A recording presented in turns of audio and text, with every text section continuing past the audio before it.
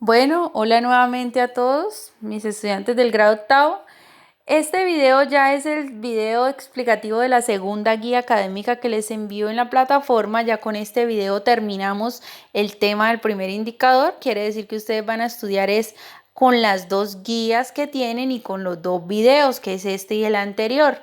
Aquí ya habíamos hablado de los movimientos literarios, de cómo a medida que va evolucionando el tiempo se tiene una forma de pensar distinta y cómo a su vez la literatura también va evolucionando, ¿cierto? Entonces hablábamos de que primero estaba el barroco, que era el que centraba la literatura, el arte, la música, todas estas manifestaciones las centraba en la moral y en la religión, y que luego del barroco ya se empezó a cambiar el pensamiento y se llegó a formar un nuevo movimiento literario que fue el neoclasicismo, que fue donde dijeron no todo lo podemos basar en la religión y en la moral, hay algo más importante que eso, que es la razón, es la intelectualidad. Entonces ahí se formó este movimiento literario que fue el neoclasicismo. Luego de eso apareció un nuevo movimiento literario, que es el que vamos a ver hoy. Nos falta ver romanticismo, costumbrismo para terminar. Entonces iniciamos con el romanticismo. Ya cuando estaba acabándose esa idea del neoclasicismo, que decían que todo era basado en la razón, empezó a pensar el ser humano y a decir, bueno, nosotros como seres humanos no solo somos parte cognitiva, no solo somos cerebro, no solo somos razón, ¿cierto? Nosotros también somos sentir, tenemos sentimientos, tenemos emociones, y es allí como surge un nuevo movimiento literario que es el romanticismo. Este se dio en el siglo XVIII y a principios del siglo XIX. Entonces dice: una profunda crisis social e ideológica tuvo lugar en Europa y con ella se desató la idea de que la razón no era suficiente para explicar esa dura realidad. El romanticismo surgió como un movimiento para contraponer el racionalismo neoclásico. El romanticismo resultó una corriente muy diversa debido a que enfatizó la subjetividad y las emociones, ¿sí? Mientras que el neoclasicismo era objetividad, lo que se ve, lo que se toca, lo real, el romanticismo era subjetividad, lo que se logra sentir, ¿cierto? Lo que yo puedo sentir. Entonces, lo que va más allá de lo que con el tacto se puede simplemente ver o tocar. Vamos a mirar unas características del romanticismo. Exaltación del yo, las ideas de libertad, igualdad y fraternidad en la literatura. Entonces ya en el romanticismo ese sentir llevaba al ser humano a pensar en ser igual a los demás, en ser libre de elegir, en que haya una fraternidad en la literatura, en que se quieran los unos a nosotros, los unos a los otros, en que se forme una buena sociedad. Idealización de la naturaleza, la admiración por la naturaleza y cómo ésta puede reflejar diversos estados de ánimos en los seres humanos. Por ejemplo, en el romanticismo era muy típica los cuentos, la literatura que enfocaba al personaje de acuerdo al cambio de clima. Entonces, decía cómo el personaje se manifestaba a través de una noche oscura, sin estrellas y una gran tormenta. Entonces, cómo eso simbolizaba esa tormenta y esa noche oscura, podía simbolizar en un personaje fácilmente una desolación, tristeza, soledad, ¿cierto? Cómo la naturaleza era símbolo de los estados de ánimo.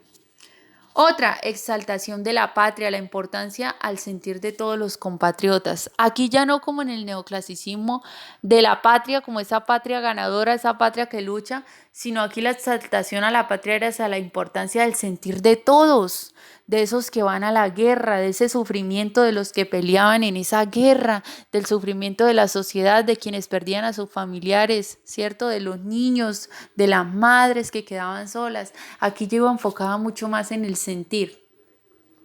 Otro, dualidad de la vida y la muerte, narraciones que mostraban la preocupación por entender el fenómeno de la vida y la muerte. Entonces esa literatura del romanticismo iba muy enfocada en dar una explicación a cuál es el sentido de estar vivos, ¿sí?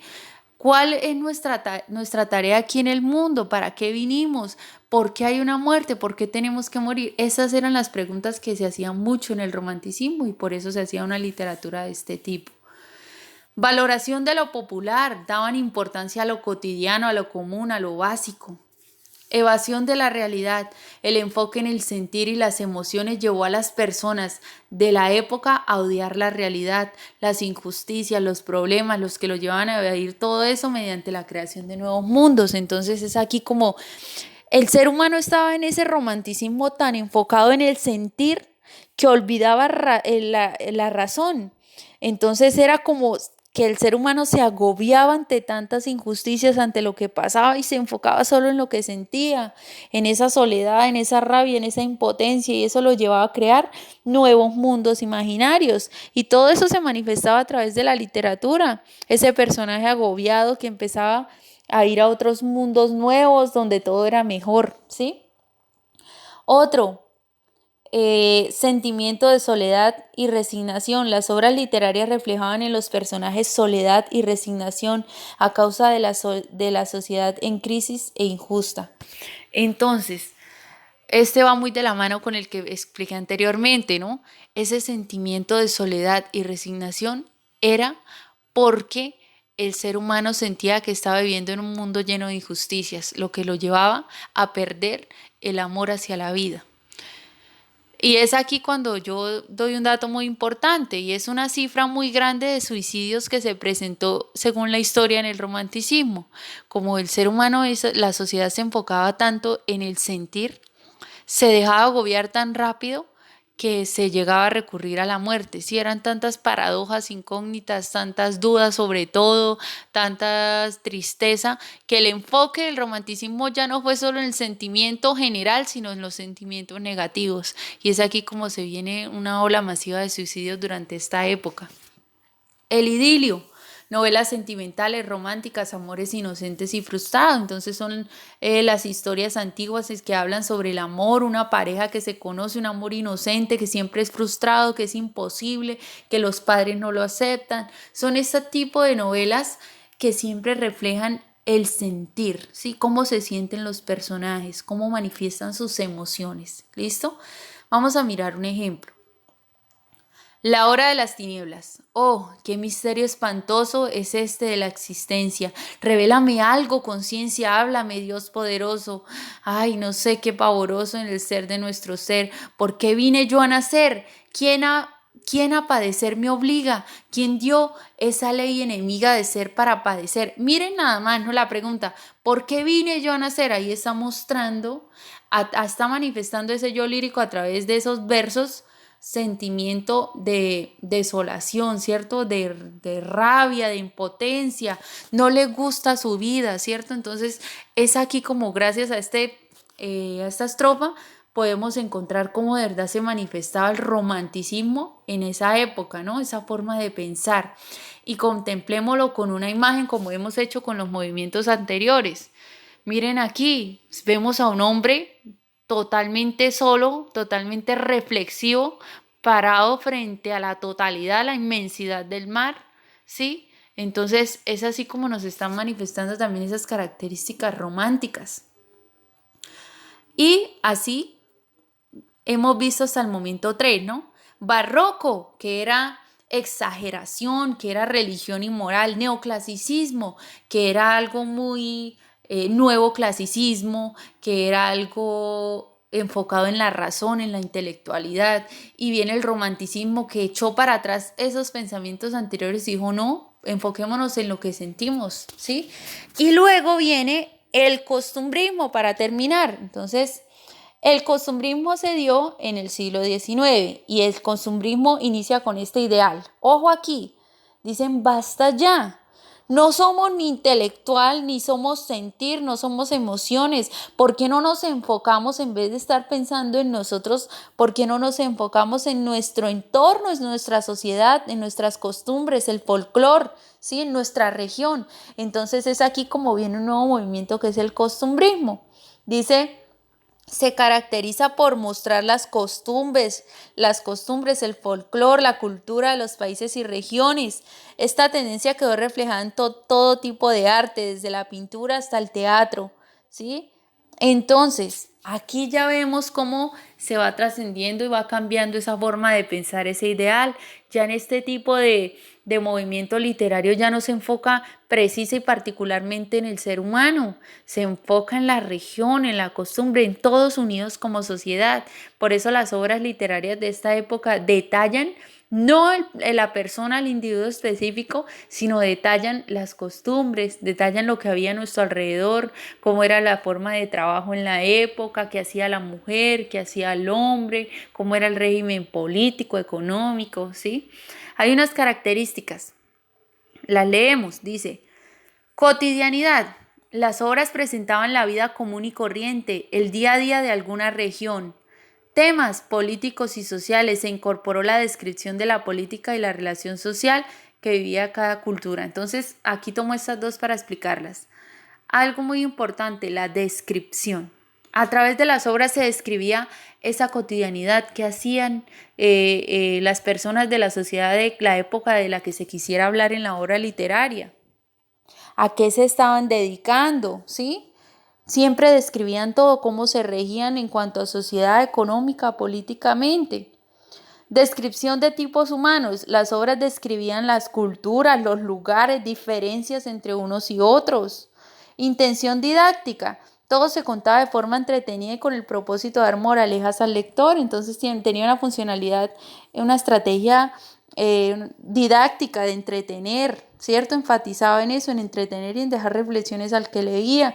Y siempre mostrando a través de las historias la cultura y las costumbres de la sociedad. Modismo. Las obras tenían palabras específicas de alguna cultura que ayudaban a conocerlas mucho más. Si, por ejemplo, en una obra literaria se hablaba de los santanderianos, entonces el personaje en algún momento de la historia decía mano, ¿sí? Que es un modismo típico de nosotros los santanderianos. Esos modismos, esas palabritas se utilizaban para que el lector se acercara mucho más a la historia y conociera mucho más la cultura. Tradición. Mostraban las tradiciones y estilos de vida propios. Crítica social. Se intentaba mostrar a través de los textos las inconformidades y críticas de la sociedad, todo a través de la sátira. Entonces no solo era describir y mostrar nuestra cultura y lo lindo de nuestra cultura, lo lindo de la región, sino mostrar las irregularidades y las injusticias que se estaban dando en ese lindo entorno y ese lindo contexto que se vivía. ¿Listo? Ejemplo. Vamos a leer una partecita. La comedia humana. Entonces aquí yo me voy a centrar en una parte. Ustedes ya tendrán el tiempo de leerla completa. La parte que está en rosado dice, una casa grande, vieja y elegante donde se estaba celebrando una fiesta. A través de las ventanas se veía bailar a 4 parejas jóvenes. Eso es una descripción costumbrista, ¿sí? Esa era la costumbre, cómo eran las casas en esa época. Casas grandes, casas muy extensas, antiguas, casas muy elegantes, ¿cierto? Se celebraban fiestas en esas casas. Esa era la tradición, esa era la costumbre. Por eso estamos hablando de literatura costumbrista. Y miren una pintura costumbrista. Esa era la tradición. La gente tenía la tradición de reunirse en cantidad en las casas, de cantar, de tocar, de bailar. Entonces, eso es una muestra de la pintura costumbrista. Y es así como damos por terminado nuestro tema de ese primer indicador de movimientos literarios. Recuerden que el pasado fue barroco y neoclasicismo y que este es romanticismo y costumbrismo. Recuerden las diferencias de cada uno. Aquí la guía funciona igual que la anterior. Tenemos una actividad que es totalmente igual a la anterior. Ingresan a la página, link, libro digital, leen en la unidad 2, página 58, los poemas de Rafael Pombo.